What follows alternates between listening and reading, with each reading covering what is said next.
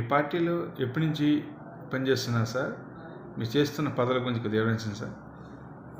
నేను భారతీయ జనతా పార్టీ కంటే ముందు అఖిల భారతీయ విద్యార్థి పరిషత్ ఏబీవీపీలో అనేక సంవత్సరాలు పనిచేశాను. 1986 నుంచి ఏబీవీపీ కార్యకర్తగా ఉంటూ 2004 వరకు విద్యార్థి పరిషత్లో పనిచేయడం జరిగింది. ఏబీవీపీలో అనేక రకాల బాధ్యతలను స్వీకరించడం జరిగింది.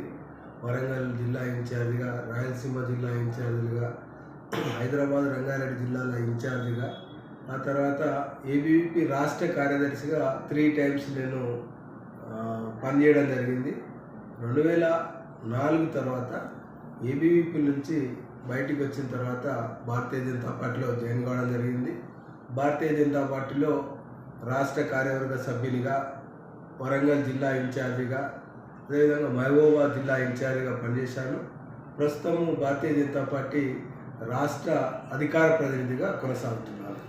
సార్, మొన్న గత 4 సంవత్సరాల కాలంలో బీఆర్ఎస్ పార్టీ పై మీరు ఉద్యమాలు చేస్తారు సార్. మీ పార్టీ బీఆర్ఎస్ పార్టీ ప్రత్యామ్నాయ పార్టీ మీరే ఉన్నారు సార్. కానీ 4 నెలల్లో సీన్ మొత్తం మారిపోయి మీ పార్టీని వెనకండి నెట్టి కాంగ్రెస్ పార్టీకి ప్రజలు పట్టం కట్టారు సార్. మీ పార్టీ ఇది వైఫల్యంగా భావిస్తుంది సార్? భారతీయ జనతా పార్టీ వైఫల్యంగా అయితే మేము భావించడం లేదు. గతంలో భారతీయ జనతా పార్టీకి 7% ఓట్లు వచ్చినాయి. ఈసారి మనకు భారతీయ జనతా పార్టీకి 14% ఓట్స్ కూడా రావడం జరిగింది. గతంలో ఒకే ఒక సీట్ గెలిచాం, ఇప్పుడు 8 సీట్లకు మేము గెలిచాం. అయితే టీఆర్ఎస్ కాంగ్రెస్ యొక్క మధ్యలో తేడా కేవలం 1.5%.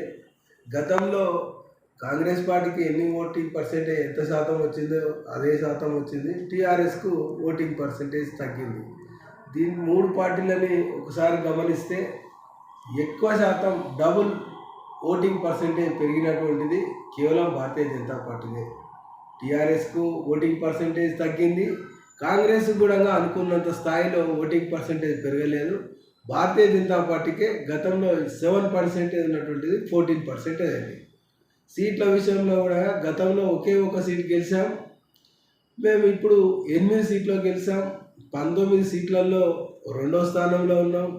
40కి పైగా స్థానాల్లో డిపాజిట్ విధంగా భారతీయ జనతా పార్టీకి రావడం జరిగింది. 2018 ఎన్నికలతో పోల్చినప్పుడు 2023 ఎన్నికలు ఉన్నటువంటిది భారతీయ జనతా పార్టీ అత్యున్నతమైన స్థాయికి వెళ్ళింది, కానీ స్థాయి అయితే దిగజారిపోలేదు భారతీయ. సార్, తెలంగాణ ప్రజానీకం మీరు ఇచ్చిన హామీలన్నిటికంటే కూడా కాంగ్రెస్ పార్టీ ఇచ్చిన 6 గ్యారెంటీలను ప్రజలు నమ్మటం వల్ల ఆ పార్టీ పట్టం కట్టే మీరు భావిస్తున్నారు సార్? తాత్కాలికంగా వాళ్ళు కాంగ్రెస్ ప్రభుత్వం ఇచ్చినటువంటి ఏవైతే హామీలు ఇచ్చారో హామీలు నెరవేర్చరా అన్నటువంటిది పబ్లిక్ ఆలోచన చేయకుండా కొద్దిగా అటువైపు మొగ్గు చూపడం అనేటువంటిది జరిగింది. అయితే ఇప్పుడున్నటువంటి పరిస్థితుల్లో హామీలను నెరవేర్చేటువంటి పరిస్థితి అయితే రాష్ట్ర యొక్క ఆర్థిక పరిస్థితి అయితే చాలా అత్యంత హీనమైనటువంటి పరిస్థితిలో ఉన్నది. ఈ స్థితిలో 6 గ్యారెంటీలు ఖచ్చితంగా వాళ్ళు అమలు చేయగలుగుతారా అన్నటువంటిది వెయిట్ చేయాల్సినటువంటి సమయం ఉంది. ఎందుకంటే మొన్ననే ప్రభుత్వం వచ్చింది కాబట్టి మేము కూడా వెయిట్ చేస్తాం. వెయిట్ చేసిన తర్వాత వాళ్ళు చెప్పిన సమయానికి చేయకపోతే మేము ఉద్యమం చేయడం కొరకు మేము సిద్ధంగా ఉంటాం. అయితే ప్రజలు తాత్కాలికంగా ఏదైతే 6 గ్యారెంటీలు వాళ్ళు మాకంటే ముందు కొంచెం మేనిఫెస్టో పెట్టడానికి కారణంగా ప్రజల్లోకి వెళ్ళింది. వాస్తవంగా మా మేనిఫెస్టో కూడా చాలా అద్భుతమైనటువంటి ఒక మేనిఫెస్టో. వాళ్ళ యొక్క ఆకర్షణ అమలు కాని హామీలు ఇవ్వడం కారణంగా కొంచెం ప్రజల్లోకి వెళ్ళినటువంటిదిగా మేము భావిస్తాం. సార్, మీ పార్టీ అధ్యక్షులుగా పనిచేసి బండి సంజయ్ ఉన్నప్పుడు పార్టీ బాగా వచ్చింది సార్. అన్వయం కారణంగా కిషన్ రెడ్డి మార్చడం వల్ల పార్టీ వైఫల్యం చెందింది అనేది కూడా ప్రజల్లో వచ్చింది సార్. అంతేకాకుండా కవిత అరెస్ట్ అయిపోవడం వలన బీఆర్ఎస్ బీజేపీ ఒకటి అనేది ప్రజల్లో వచ్చింది సార్. దానివల్ల మీ పార్టీ ఓడిపోయిందని కూడా సర్వే సంస్థలు చెప్పినారు. నిజమే అంటారు సార్? ఒకటి, కవిత అరెస్ట్కు భారతీయ జనతా పార్టీకి సంబంధం లేదు. ఏదైతే సిబిఐ కావచ్చు, కేంద్ర ప్రభుత్వ సంస్థలు ఏవైతే ఉన్నాయో ఆ యొక్క సంస్థలు పార్టీ చెప్పినట్టు నడుచుకునేటువంటివి కావు. అవి స్వతంత్రమైనటువంటి సంస్థలు. ఎప్పుడు అరెస్ట్ చేయాలి, ఎప్పుడు విచారణకు పిలవాలి ఆ, అన్నటువంటిది ఎన్ఫోర్స్మెంట్ దానికి డైరెక్టర్ స్వతంత్ర ప్రతిపత్తి గలటువంటి సంస్థ, సిబిఐ అనేటువంటిది స్వతంత్ర ప్రతిపత్తి గలటువంటి సంస్థ. ఆ సంస్థలను మేము ఇన్ఫ్లుయెన్స్ చేయలేము. అక్కడ నుండి కేసు పరిస్థితులు ఏ విధంగా నిర్ణయం తీసుకోవాలనేటువంటిది ఆ సంస్థల అధిపతులే తీసుకుంటారు. ఏదో కవితను మేము అరెస్ట్ చేయలేదు అంటే భారతీయ జనతా పార్టీ అరెస్ట్ చేస్తుందా? ఆ సంస్థలు అరెస్ట్ చేయాలి. ఆ సంస్థలకు ఉన్నటువంటి వీళ్ళు ఇచ్చినటువంటి ఎక్స్ప్లెనేషన్ విషయంలో వాళ్ళు ఆలోచన చేయొచ్చు. కోర్టులు ఉన్నాయి, ఆమె కోర్టుకు వెళ్ళడం కారణంగా సుప్రీంకోర్టు ఆపమని చెప్పింది, దాని కారణంగా ఆపిండొచ్చు. దానికి భారతీయ జనతా పార్టీకి సంబంధం లేదు. రెండవ విషయము, మాది సంస్థాగతంగా భారతీయ జనతా పార్టీ ఏ రాజకీయ పార్టీ కూడా ప్రతి 3 సంవత్సరాలకు ఒకసారి ఎన్నికలు నిర్వహించి రాష్ట్ర అధ్యక్షుని ఎన్నుకోవడం అనేటువంటిది లేదు. ఇక్కడ ఉన్నటువంటి టీఆర్ఎస్ పార్టీ పుట్టినప్పటి నుంచి ఇప్పటి వరకు ఒకటే కేసీఆర్ ప్రెసిడెంటు. ఈ యొక్క ప్రాంతీయ పార్టీలు అనేటువంటిది ఈ కుటుంబ పార్టీలు, వాళ్ళే అధ్యక్షులుగా ఉంటారు, వాళ్ళే ముఖ్యమంత్రులుగా ఉంటారు, వాళ్ళు జీవితకాలం వాళ్ళే ప్రెసిడెంట్గా ఉంటారు. కానీ భారతీయ జనతా పార్టీ అనేటువంటిది ఒక విలక్షణమైన ఒక పార్టీ, జాతీయ పార్టీ. దానికంటూ ఒక టైం టేబుల్ ఉంటుంది. ఎవ్రీ 3 ఇయర్స్కి ఒకసారి పార్టీ అధ్యక్షులను మార్చడం అనేటువంటిది ఒక ఆనవాయితీలో భాగంగా బండి సంజయ్ గారిని మార్చడం జరిగింది. మార్చి కిషన్ రెడ్డి గారిని ఎన్నికల సమయంలో అనుభవజ్ఞుడు, గతంలో 3 సార్లు శాసనసభ్యులుగా పనిచేశాడు, కేంద్ర మంత్రిగా పనిచేశాడు. రేపు మనం అధికారంలోకి రావాలి, ఒక సీనియర్ వ్యక్తి ఉంటే బాగుంటుందనే ఉద్దేశంతో కిషన్ రెడ్డి గారిని పెట్టడం జరిగింది. కిషన్ రెడ్డి గారిని పెట్టడం కారణంగానే భారతీయ జనతా పార్టీ ఏదో ఇది డౌన్ అయినటువంటిది ఒక అపోహ మాత్రమే, కానీ వాస్తవాలు అయితే కాదు. సార్ ఇప్పుడు కేంద్రంలో మళ్ళీ మోడీ సార్ హ్యాట్రిక్ కొడతానని మీ కేంద్రవర్గ సమావేశాల్లో ప్రకటించారు సార్. ఇండియా కూటమి అట్టి పరిస్థితుల్లో మళ్ళీ మోడీని దించుతామంటున్నారు సార్.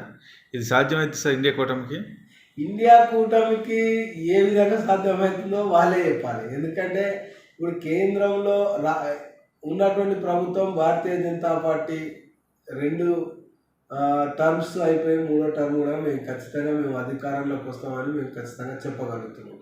ఎందుకంటే ఈ మధ్యలో జరిగినటువంటి సెమీఫైనల్స్గా భావించినటువంటి మొన్న ఎన్నికల్లో మీరు చూశారు, 3 రాష్ట్రాలలో రాజస్థాన్, ఛత్తీస్గఢ్, మధ్యప్రదేశ్ 3 రాష్ట్రాల్లో బంపర్ మెజార్టీతోటి భారతీయ జనతా పార్టీ గెలిచింది. వాళ్ళు ఖచ్చితంగా ఛత్తీస్గఢ్లో మేము గెలుస్తామని అన్నారు. వాళ్ళు చివరికి ఛత్తీస్గఢ్లో కూడా భారతీయ జనతా పార్టీ భారీ మెజార్టీతో గెలవడం జరిగింది. మధ్యప్రదేశ్లో మీకు ఎట్టి పరిస్థితుల్లో 100 లోపే వస్తాయి, మేము అధికారంలోకి వస్తున్నాము, 2/3 మెజార్టీతో వస్తున్నాం అన్నటువంటి మధ్యప్రదేశ్ రాష్ట్రంలో 2/3 మెజార్టీతో భారతీయ జనతా పార్టీ గెలిచింది. రాజస్థాన్లో భారతీయ జనతా పార్టీ అద్భుతమైనటువంటి ఒక విజయాన్ని సాధించింది. ఈరోజు దేశంలో అనేక రాష్ట్రాల్లో భారతీయ జనతా పార్టీ అధికారంలో ఉంది. ఇక్కడ ఉన్నటువంటి పార్టీలు, ఇండియా కూటమిలో ఉన్నటువంటి పార్టీల్లో కాంగ్రెస్ పార్టీ కేవలం 3 రాష్ట్రాలకే పరిమితమైంది. 3 రాష్ట్రాలు హిమాచల్ ప్రదేశ్, కర్ణాటక, తెలంగాణ. రేపు పార్లమెంట్ ఎన్నికలు వస్తే ఈ 3 రాష్ట్రాల్లో హిమాచల్ ప్రదేశ్లో 4 సీట్లు మేమే గెలవబోతున్నాం. కర్ణాటకలో ఉన్నటువంటి 28 స్థానాల్లో 25 స్థానాల వరకు భారతీయ జనతా పార్టీ గెలవబోతున్నది.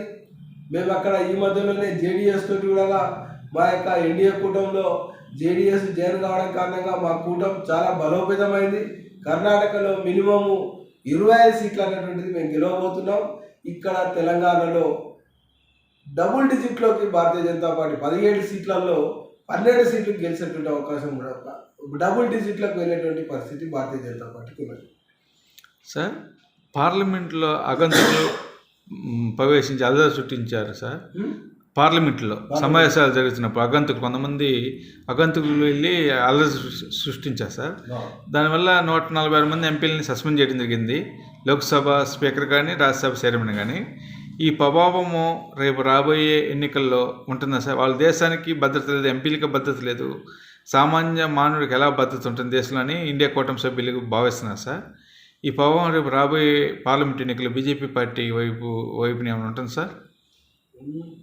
దేశ భద్రత విషయంలో రాజు లేనటువంటి ప్రభుత్వం ఏదైనా ఉందంటే కేవలం అది భారతీయ జనతా పార్టీ యొక్క ప్రభుత్వమే.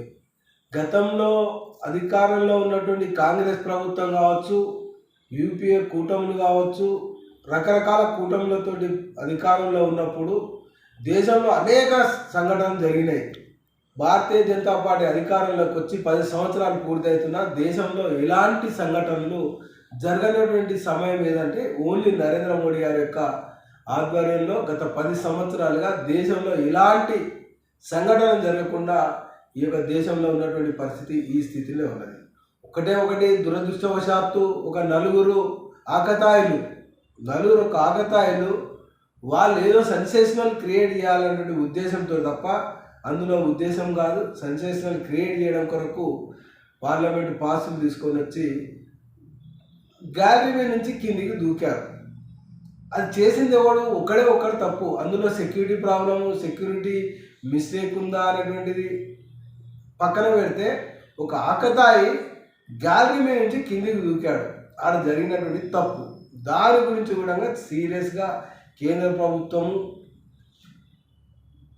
సిఐఎస్ఎఫ్ చీఫ్ తోటి ఎంక్వైరీ కమిటీ వేసి చర్చ జరుగుతున్న సమయంలో ఆ యొక్క ఎంక్వైరీకి సహకరించకుండా ఈ ప్రతిపక్ష సభ్యులు దానిపై అనవసర రాద్ధాంతం చేసి పార్లమెంటు జరగకుండా దేశంలో రెండో అత్యున్నతమైన ఒక వ్యక్తి దేశ ఉపరాష్ట్రపతిని అవమానం చేస్తూ రాహుల్ గాంధీ గారు ట్వీట్ చేయడము, పార్లమెంట్లో వెకిలిచేష్టలు చేయడము ఎంతో దౌర్భాగ్యమైనటువంటి పరిస్థితి. ఈరోజు పార్లమెంటు దేవాలయం లాంటి పార్లమెంట్లో పోడియం దగ్గరికి వెళ్ళి చివరికి స్పీకర్ను కొట్టడానికే వెళ్ళినటువంటి పరిస్థితి ఉన్నది. ఆ స్థితిలో పార్లమెంటు జరగలేని ఒక పరిస్థితిలో తప్పనిసరి పరిస్థితుల్లో రూల్స్కు అనుగుణంగానే వాళ్ళని సస్పెండ్ చేయడం జరిగింది తప్ప రూల్స్కి అగెనిస్ట్గా ఎక్కడ జరగలేదు. వాళ్ళు ఏంటంటే పార్లమెంట్ ఎన్నికల ముందు మేము సస్పెండ్ కావాలి, మేము సస్పెండ్ చేయాలని మాకు ఆలోచన లేదు, కానీ వాళ్ళకు మాత్రము మేము సస్పెండ్ కావాలి, సస్పెండ్ అయ్యి బయటికి వెళ్ళాలి, ఏదో విధంగా ఈ యొక్క ప్రభుత్వాన్ని డ్యామేజ్ చేయాలనే ఒక ఆలోచనతోటి స్వతహాగా వాళ్ళే సస్పెండ్ అయ్యే విధంగా వాళ్ళ యొక్క ప్రవర్తన ఉండడం కారణంగా సస్పెండ్ చేయాల్సి వచ్చింది. మీకెందుకు అంత ఇబ్బంది? ఎంక్వైరీ కమిటీలు ప్రారంభమైనాయి, ఎంక్వైరీ చేయడం స్టార్ట్ అయింది. ఎక్కడైతే ఈ యొక్క నలుగురు యొక్క మూలాలను కనుక్కుంటూ ఎక్కడ జరుగుతుంది, వీళ్ళ వెనుక ఉన్నటువంటి కుట్రలేంది, ఇవన్నీ జరుగుతున్నటువంటి సమయంలో వీళ్ళు అనుమానం, మాకు ఈ యొక్క ప్రతిపక్ష సభ్యుల మీదనే అనుమానం ఉంది. మరి బహుశా గినగా వీళ్ళని పంపించింది గినగా వీళ్ళేనా? మేము సమగ్రంగా విచారణ జరుపుతుంటే విచారణకు సహకరించకుండా ఈ యొక్క ప్రతిపక్షాలు ఈ యొక్క విచారణను అడ్డుకోవడం కొరకు, పార్లమెంట్లో ఇష్యూను డైవర్ట్ చేయడం కొరకు ఈ విధంగా ప్రవర్తించడం కారణంగా వారు సస్పెండ్ అయ్యారు. రేపు రిపోర్ట్ వస్తే వీళ్ళ వెనుక కుట్ర ఏముందన్నటువంటి భయంతో ఈ విధంగా చేసిరనే మేము భావిస్తున్నాం. సార్, మమతా బెనర్జీ, నితీష్ కుమార్ లాంటి పెద్దోళ్ళు, అరవింద్ కేజ్రీవాల్ లాంటి పెద్దోళ్ళు బీజేపీ పాలనలో బీజేపీకి వ్యతిరేకంగా ఉన్న నాయకులపైన, బీజేపీ వ్యతిరేక రాష్ట్రాల ముఖ్యమంత్రి పైన ఈడీ సిబిఐని ఉసుకొలుపుతుంది, ఒక పెంపుడు కుక్కగా అని వాళ్ళు విమర్శలు చేస్తున్నారు సార్. అరవింద్ కేజ్రీవాల్ ఇప్పటికి 3 సార్లు ఈడీ కూడా నోటీసులు ఇచ్చింది. ఇది నిజమే అంటారు సార్? ఇప్పుడు అరవింద్ కేజ్రీవాల్కు ఈడీ నోటీస్ ఎందుకు ఇచ్చిందో దేశ ప్రజలందరూ గమనిస్తున్నారు. ఢిల్లీలో లిక్కర్ స్కామ్లో ఆ యొక్క రాష్ట్ర ఉప ముఖ్యమంత్రి మనీష్ సిసోడియా సంవత్సరం క్రితమే అరెస్ట్ కావడం జరిగింది. దానిపైన వాళ్ళు హైకోర్టుకి వెళ్ళారు, సుప్రీంకోర్టుకి వెళ్ళారు. సుప్రీంకోర్టు కూడా బెయిల్ రిజెక్ట్ చేసిందంటే అందులో సంథింగ్ ఏదో ఉంది కాబట్టే కదా. సిబిఐ అనేటువంటిది ఒక స్వతంత్ర ప్రతిపత్తి గల సంస్థ. ఆ సంస్థ కేసు ఫైల్ చేసింది. ఎన్ఫోర్స్మెంట్ డైరెక్టరేట్ వాళ్ళు కేసు ఫైల్ చేశారు. వాళ్ళు కేసు ఫైల్ చేసినటువంటి దాని మీద వీళ్ళు అగెనిస్ట్గా హైకోర్టుకి వెళ్ళారు, సుప్రీంకోర్టుకి వెళ్ళారు. అక్కడ కూడా వాళ్ళకి న్యాయం జరగలేదంటే సంథింగ్ అందులో ఏదో ఇది స్కామ్ జరిగిందనేటువంటి ఇదే కదా, లేకపోతే ఎందుకు జరుగుతుంది? ఇప్పుడు ప్రతిపక్షాలందరికీ అనేటువంటిది ఏం లేదు కదా. మమతా బెనర్జీకి ఏమైనా నోటీసులు ఇచ్చిర్రా? మమతా బెనర్జీని తీసుకొచ్చి లోపలేసిర్రా? పక్కన ఉన్న స్టాలిన్ని తీసుకొచ్చి లోపలేసిర్రా? ఇక్కడ ఉన్నటువంటి సిద్ధరామయ్యని కర్ణాటకలో ఉన్నటువంటి ముఖ్యమంత్రిని తీసుకొచ్చి లోపలేసారా? అశోక్ గెహ్లాట్ 5 సంవత్సరాల పాటు ఉన్నాడు, ఆయన తీసుకొచ్చి లోపలేసిరా? ప్రతిపక్షంలో అందరిని వేయలే కదా. ఎవరైతే అవినీతికి పాల్పడ్డారో వాళ్ళ మీద ఈడీ సిబిఐ కేసులు కొనసాగుతున్నాయి. సార్, తెలంగాణలో అసెంబ్లీ ఎన్నికలు మీరు అనుకున్న స్థానాలు సాధించలేకపోయారు సార్. రేపు 3 నెలలు జరగబోయే పార్లమెంట్ ఎన్నికల్లో అత్యధిక ఎంపీ స్థానాలు మీరు కైవసం చేసుకుంటారని మీరు భావిస్తున్నారు సార్? మేము ఖచ్చితంగా ఈసారి డబుల్ డిజిట్ 17 సీట్లలో భారతీయ జనతా పార్టీ తెలంగాణలో డబుల్ డిజిట్ సీట్స్ సాధిస్తుందని మేము ఆత్మవిశ్వాసంతో ఉన్నాం. ఎందుకంటే మొన్న అసెంబ్లీ ఎన్నికలప్పుడు ప్రజలే స్వచ్ఛందంగా చెప్పారు, ఈ ఒక్కసారికి మేము అసెంబ్లీ విషయంలో ఎట్టి పరిస్థితుల్లో కేసీఆర్ను ఓడగొట్టాలనుకుంటున్నాము, ఓటు అక్కడ వేస్తున్నాము. పార్లమెంట్ ఎన్నికలో మేము ఖచ్చితంగా భారతీయ జనతా పార్టీకి ఓటేస్తామని అనేక కుల సంఘాల వాళ్ళు, పంచాయతీలు, రకరకాల వ్యక్తులు తీర్మానాలు చేసి మేము నెక్స్ట్ టైం భారతీయ జనతా పార్టీకి లోక్సభ ఎన్నికల్లో భారతీయ జనతా పార్టీకి ఖచ్చితంగా మేము ఓట్లేసి గెలిపిస్తాము. ఈ ఒక్కసారి మాత్రము ఇక్కడ నియంత పరిపాలన కొనసాగుతుంది ఈ రాష్ట్రంలో. ఈ యొక్క నియంత్రణ దించాలంటే ఏదో ఒక పార్టీని మేము చూజ్ చేసుకోవాలి. ఇప్పుడున్నటువంటి దాంట్లో మేము ఈ పార్టీని చూజ్ చేసుకున్నాం. పార్లమెంట్ కాడికి వచ్చే వరకు ఖచ్చితంగా మీకే ఓట్లు ఇస్తామని అనేక తీర్మానాలు చేశారు, అనేక గ్రామాల్లో తీర్మానాలు చేశారు, అనేక స్వచ్ఛంద సంస్థలు తీర్మానాలు చేశాయి, అనేక కుల సంఘాల వాళ్ళు తీర్మానాలు చేశారు. భారతీయ జనతా పార్టీకి ఖచ్చితంగా మేము ఈసారి ఓట్లు ఇస్తామని. సార్, రేపు 29వ తారీఖు అమిత్ షా రాబోతున్నారు సార్. మన పార్టీ పరువు వైభవాన్ని సాధిస్తుందని మీరు భావిస్తున్నారు సార్? అమిత్ షా గారి యొక్క పర్యటనను మేము పార్లమెంట్ ఎన్నికల ప్రిపరేషన్గా మేము భావిస్తున్నాం. ఈ యొక్క మీటింగ్కు మండల పార్టీ అధ్యక్షులను పిలుస్తున్నాము, రాష్ట్ర కార్యవర్గాన్ని పిలుస్తున్నాము, స్టేట్ ఆఫీస్ బేరర్లను పిలుస్తున్నాము, అసెంబ్లీ కన్వీనర్లను పిలుస్తున్నాము, పార్లమెంట్ కన్వీనర్లను పిలుస్తున్నాము.